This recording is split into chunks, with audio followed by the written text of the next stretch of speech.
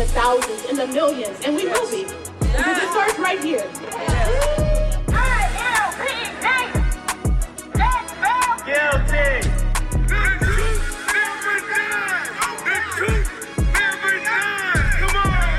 Welcome, listeners in and beyond Naptown. This is episode 0 of Naptown People's Radio. My name is Dani, Abdullah, and I'm here with my co-host, Derek Ford. Taken together, Derek and I have been active in organizing for 39 years and have an experience in a wide array of struggles at the local, state, national, and global levels. I myself became conscious when I was 9 after watching Roots, just to kind of give you a glimpse of the child I was. And I didn't start really calling myself a socialist until after my 9th grade English teacher assigned me to read Richard Wright's autobiography, Black Boy. I remember reading it, and I was raised in a household with a military family and also was raised by a Korean man. And so my ideas of communism and socialism was a little bit different. So I read Black Boy. I went home and I was like, hey, y'all lied. Y'all said that communism was bad. What's happening? He's just helping his neighbors. He's trying to feed people, and the cops are trying to throw him in prison. What's happening here? And my mom was like, oh, no, communism is bad, not socialism, which, eventually I unlearned that as well. But that was my introduction into socialism.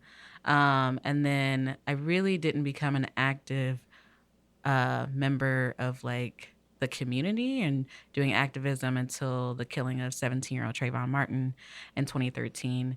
But yeah, that's when I became an activist. What about you, Derek? Well, I became conscious, I guess, when I was 9 years old, and it was just like a very fortunate set of circumstances. I started at a new school, and my best friend, Prayas Roy, his father and his grandfather were both from India, so he's the first generation born in the United States. And he actually is in Chicago. He's a street musician. So if you're ever across from the Chicago Art Institute and you see somebody playing the vibraphones, that's Prayas. Stop by and say hello, give him some money. But I spent a lot of time at his house, and it was like a second home for me. And his father and his grandfather were both members of the Communist Party of India. And his grandfather in particular was a member of the party when it was engaged in armed struggle during the independence fight. So they were opposed to Gandhi's forces. And so they would, talk to us about, to the extent that I could grasp it, why and how they would ambush talks between what they saw as the collaborators within India and the British colonists.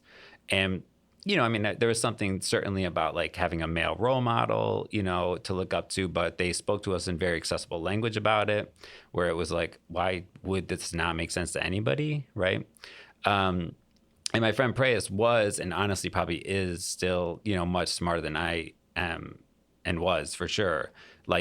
So they gave us a Communist Manifesto to read. We read it. I don't know how much I got from it, but Prayas did, And so it kind of started from there. And because we stuck together and we recruited one other person, Ashish Amrajani, who's now in LA, and is also still a communist.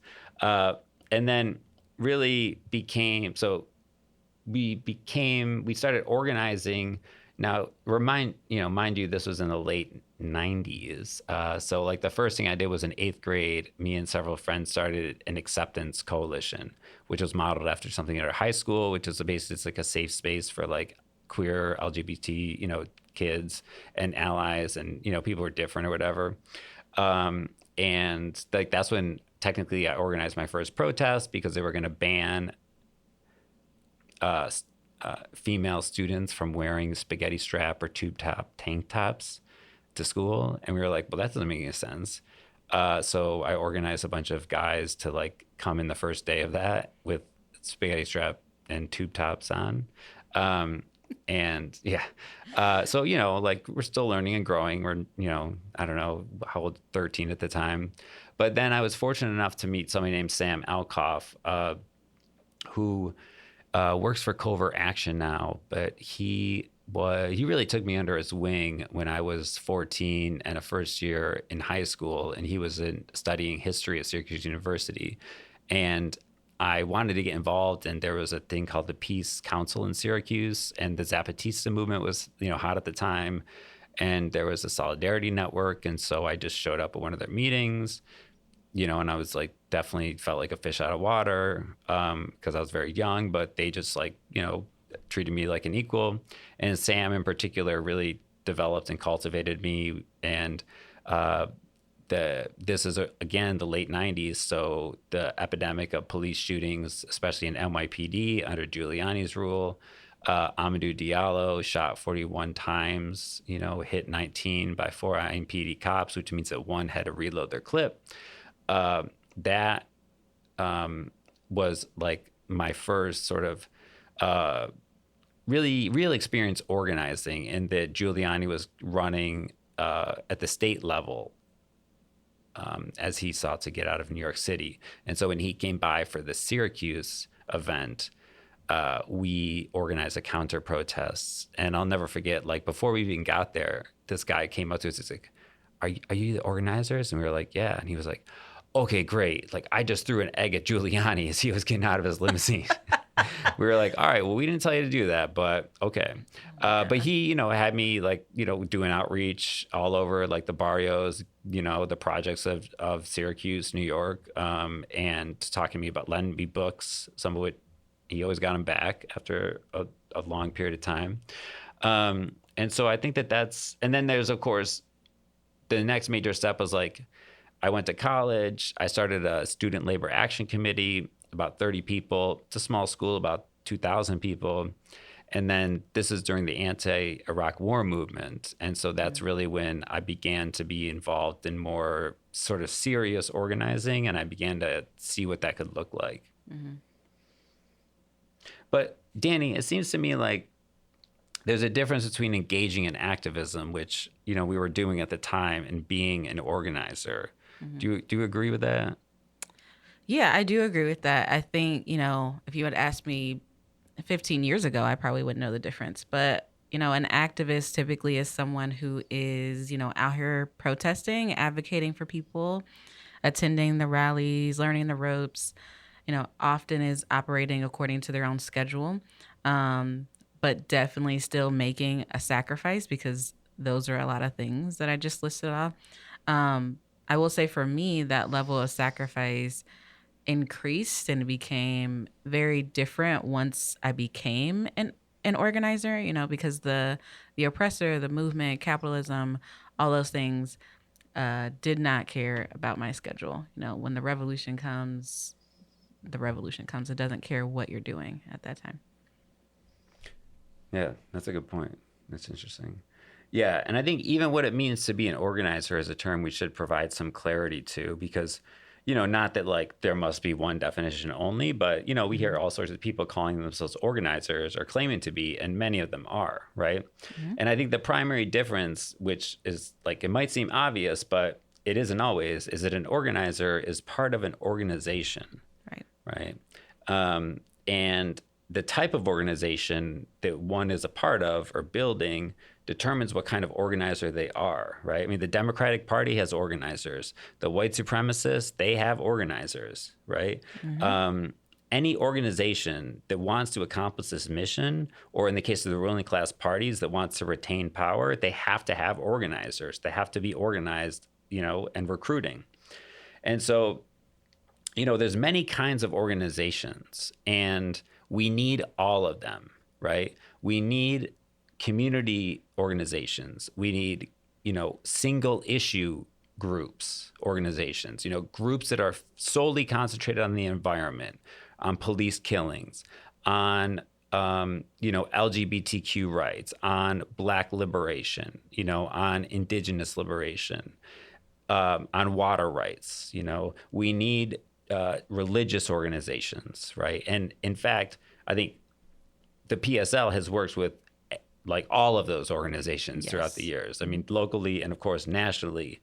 And if like, there's a particular reason though why we joined not only a socialist organization, but a revolutionary socialist organization, and then the Party for Socialism and Liberation at that. So I guess, Dani, why did you decide and how to join the PSL? So for me, like I said before, right, I became an activist after the Zimmerman trial. 21-year-old Dani thought, and I still think almost 33-year-old Dani still thinks it was very obvious that George Zimmerman committed murder. But I figured this man is going to prison. He's going to jail. He killed 17-year-old Trayvon Martin. And as we all know, almost 12 years later, that was not the case. He did not go to prison. There's a literal killer still on the loose right now. So I was showing up for rallies for Trayvon. I was helping get my friends on the bus to go to Ferguson after Mike Brown was killed. The next year, I was a part of like the Fight for 15. So I was doing all these things while I was living in Chicago. But I moved back home. I moved back home to Indy after living in Chicago for a number of years because my grandmother was sick. And also my long-term boyfriend at the time, who's now my husband, also was living here. So I came back home and I was disconnected from the people that I had been showing up to these rallies with, showing up to, organize with. And not just that, but I was also like, I started grad school. I got married. I moved into my first apartment. I became a mom, right? I was living my life, but I did feel like a part of me was missing. Like I loved doing the work that I was doing and I wanted to do more of it. But I was like, oh man, I'm a mom. And then COVID hit and I was like, I don't have time to do this. I don't have time. I miss it, but I don't have time. And then Dre'Jean Reed was killed down the street from my house. And the cop who killed him said, it's going to be a closed casket, homie. And I'm going to try not to tear up. But I remember looking at my son and looking at my brother-in-law, who my husband and I are also raising, and these two beautiful little Black boys, and thinking, capitalism and white supremacy is not going to wait for the pandemic to be over. It's not going to wait for my life to slow down because that's how capitalism is set up, right? It's set up so that we don't have time to be active in fighting against it. It's literally set up that way. So I started looking to get involved in some kind of organization. I knew I couldn't do it by myself. And so I was like, okay, I need to join something. And I was looking online and I couldn't find an organization that was doing the work and doing it consistently. And if I could find one, they were only addressing like this one thing or they were like, none of the things that really were something that I cared about were a part of it. Or they would do one thing and they were done, kind of like that. And then I found PSL at Pride 2022, and I haven't looked back because PSL was addressing not just like LGBTQ needs, which, I'm a part of that community. It wasn't just addressing Black needs, which I'm a part of that community, but it was addressing everyone's needs and connecting them to one another, which was something that I knew was a thing. Like I knew we were all connected, but PSL was able to put that in terms of like, okay, this is how we're connected. This is how this impacts this. And I was like, yeah, this is where I need to be. And, it's not that I'm still here because it's not that I don't get tired. It's not that I don't get like depressed or sad about the state of the world, but like I have my comrades to lean on. And also I believe in the actuality of revolution, and I can't quit because I'm tired, and I can't quit because I'm sad or, because when the revolution comes, what will be my excuse to have been just sitting on the sidelines? And also like I'm out here not just for myself. I'm out here for my comrades. I'm out here for my comrades' children, my children. And I'm also out here because I'm a Black person in the United States and I'm trying to honor my ancestors. So, yeah. What about you? What about you, Derek? I don't know if you can beat that, but how about you? Why are you here? How did you I don't know get if I can involved? beat that. I like this as a competition. No, because it's not, but It is that's not. just how we roll. That's a joke. That's It's how not. we roll. Yep. By episode 3, I think you'll figure out the dynamic between Dan and I, maybe. But as I said, I was always just driven to action. I mean, some of this comes from like my mother and father in different ways. My mother's just like a compassionate human being, and my father is somebody who just like takes action, right?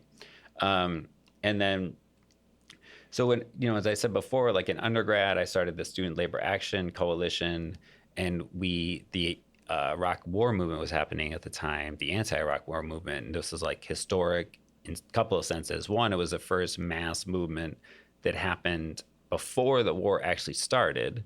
And then 2, it was the first time that the question of Palestine broke the taboo on the left, right? And I wasn't really conscious of how significant that was at the time, but I remember calling, the Answer Coalition in DC and saying, hey, I've got a group of students here and we'd like to organize buses down. And the first thing they did was they're like, okay, great. Like, when's your next meeting? And I was like, we meet Wednesdays at 7. They were like, okay, great. We're going to send 2 organizers up there to meet with you all, right? And they sent Richard Becker and Eugene Perrier. That's when we first met. And that showed me like, okay, these people are obviously serious about this. They're not just like, oh yeah, okay, I hope you can come. Like, good luck raising funds. They were like, okay, well, what do we need to do to help you and to support you? Get down there. And then going there and being a part of that and feeling like, okay, like, wow. And then seeing and hearing the impact that had across the world, that like the people of the US are not only like against the war, but like believe that Iraqis have the right to defend themselves from foreign, invasions, right? And at the same time, I was becoming rooted in my own community, Baltimore, primarily through a woman named Dominique Page, who was working on the case of Eddie Conway, who was a former Black Panther member in Baltimore, who I think it was in 1969, he was locked up for allegedly killing a cop. And so I was fortunate enough to work on his case and get to know him over the years.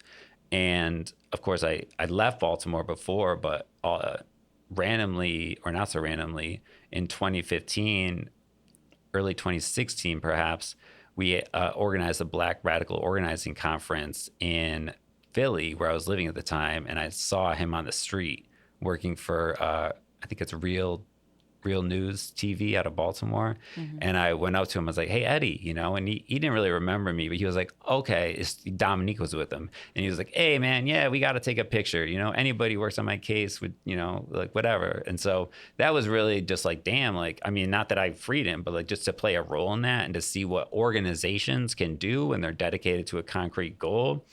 And then that also just immersed me in the struggles. So we were doing cop watches, and I'll never forget Miss Annie, a like short Black woman in her 60s, in Baltimore. Like everybody in the neighborhood knew her, loved her. There's great from the Baltimore uprising. There's an amazing speech that she gave, just totally in full support of the uprising. But her really integrating me into the community and like telling me the reality of and not treating me like an outsider or a foreigner, but like, yeah, you're on board. Come on over, like, let me show you the ropes. And then it was really the PSL at the time, and still today, was like, I saw who was doing the work behind the scenes, who was teaching, who was like offering, to develop and offering to teach, and who was projecting that revolutionary optimism, belief in the actuality, like revolution can and will happen here, who had that kind of professionalism, followed up, because before then, my worldview, yeah, it was socialist, but it was like whatever book I read lately could convince me to go in any one way. I didn't have a coherent world outlook, right, to like root myself in. And the other thing is it was clear that they were so immersed in so many struggles and have had like, centuries of collective experience that they would know where I would be most effective at any given point in time, because I can't know them myself. Maybe I think like this is, I should participate in this struggle, but like, what is that based on? Very limited knowledge, right? Mm-hmm. Only the collective as a whole can do that. And so that's the other thing that attracted me to the PSL was their emphasis on collective leadership, right? Which I really admire. And I think that that's one of the reasons why, like, I say this all the time, and it's like 100% true every single time I say it to people. So like, I learned more in my first year of joining the party than I learned in all 4 years of my PhD program, because I learned it from people who were like, and from people who didn't even graduate high school, right? But I learned it from them because they knew it, they studied it, they lived it, right? It was part of who they were, the very fabric of their being. And I was like, that's what I need. Like, that's the next step in this journey. Like, I can't do it on my own timeline. I need organizations to support me, and I need to support organizations. Mm-hmm. Yeah. So, I mean, with that said, I think one of the reasons that we wanted to bring the people of Indianapolis a new podcast that is about issues facing working class and oppressed people from the perspective of our class, the working and the oppressed, is that we need an outlet that's going to be objective, but also not impartial, right? So today, the international news media, it's dominated by like a handful of conglomerates, right? And it was really the dominant media in the 19th century that held up the standard of quote unquote objectivity, right? They're the defenders of objectivity. So whenever somebody goes out of their way to say that they're being objective, it reminds me of somebody who's like, I'm very transparent, right? Where it's like, well, if you're transparent, like, just be transparent. You don't need to like tell me that. It's kind of like somebody being like, I didn't steal anything. It's like, well, dude, nobody asked you if you stole anything. Like, why would you say that? So, like, whether it's the New York Times or Fox News, like, if you're fair and balanced, just be fair and balanced, right? So obviously they're hiding something, Right. And so objectivity for them in reality means they take the perspective of the ruling class, right? Of the banks, the cops, the bosses, the war makers, the elite, the hogsets, right? The sexual assaulters. And they are absolutely partial. They serve the interests of those who employ them. In an interview that our comrade Gloria La Riva did with Frank Gonzalez of the Cuban newspaper Presidente Latina, in this interview, Frank recalls the words of the paper's founder, where he said, quote, "We are objective but not impartial," end quote. And then this is Frank. "All discourse, including the media's discourse," he says, "implies intent. In terms of the media, it means an intent that is motivated by the relations of power," end quote. And that's what we're doing here at Naptown People's Radio, right? We're admitting what the capitalist press can't and won't admit. We are objective in that we seek out the facts, but facts have to be placed within an overarching narrative to make any sense, right? The bourgeois media, they do this in a top-down dictatorial manner. They have a monopoly on the media. They speak about us, but how often do they speak to us? How often do they present our side of the issue? We operate counter to that. We're engaging in dialogue or communicative media that speaks about our issues from our perspectives. We feature the voices of those on the receiving end of pink slips, eviction notices, police killings and handcuffs, wars that impact us here, as well as the peoples throughout Africa, Latin America, Asia, and the world. So given that, Dani, what can our listeners expect from our new venture? On this weekly podcast, we'll have regular segments, some every episode and some less frequent.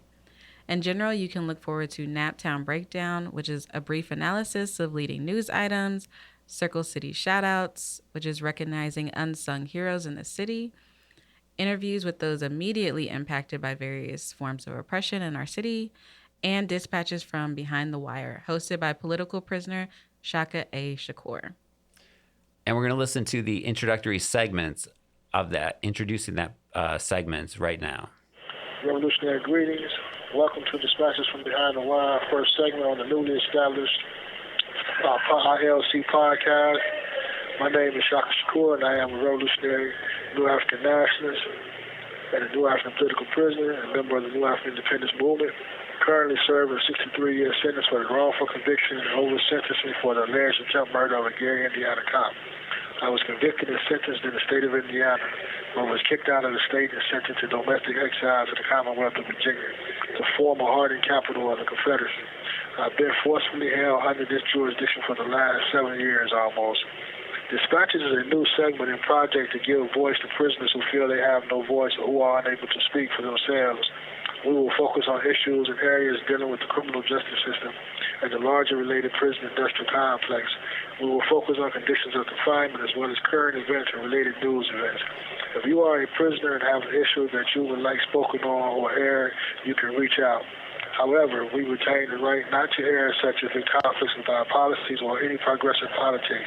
We do not support any type of racism, homophobia, sexism, hatred against women, or any other form of oppression against any human being or animal. So therefore, we would not suggest that you contact that is your narrative or contents of your material. In solidarity, Shaka, Shakur. Look forward to upcoming segments in the very near future. All right, so before we wrap up episode 0, we want to let you know that we're doing this podcast like we do all of our work, not because we get paid for it, because trust me, we don't. It's a sacrifice, but because our city needs it. Our first episode is going to drop tomorrow, July 11th. And so before then, please share this podcast. Leave us a comment or a like. And if you value this project, please consider supporting PSL Indianapolis by making a donation at donate.pslindianapolis.org or support the Indianapolis Liberation Center that hosts our studio by either donating at indieliberationcenter.org/support or copying one of our fresh tees, buttons, posters, radical books, pamphlets you can find anywhere in the city. You could just give me $5, whatever. You can find our store at indieliberationcenter.org/store. And if you want to support the PSL more broadly, apply to join the party or become a member of our Action Network at pslweb.org/join.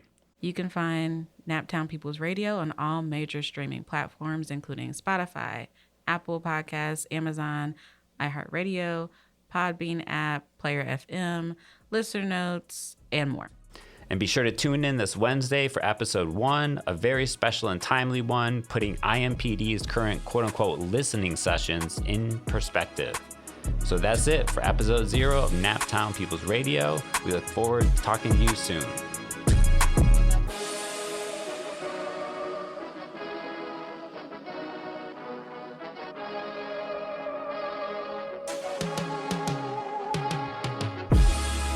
We trying to create a movement. We got a chance to do something in Indiana that brothers like myself been talking about for the last 40 years. When I first became political and we was organized behind the walls in the 80s and 90s, some of the stuff that we doing now with the different programs and the different institutions that we have and things like the Indy Center is things that we used to talk about and dream about doing. And now we doing them. See what I'm saying? We doing it. And we got to keep that momentum going, and it's also generation. So as the next generation come up, you know what I'm saying, it's on y'all to take it to the next level and take it to the next stage. Salute, Shaka.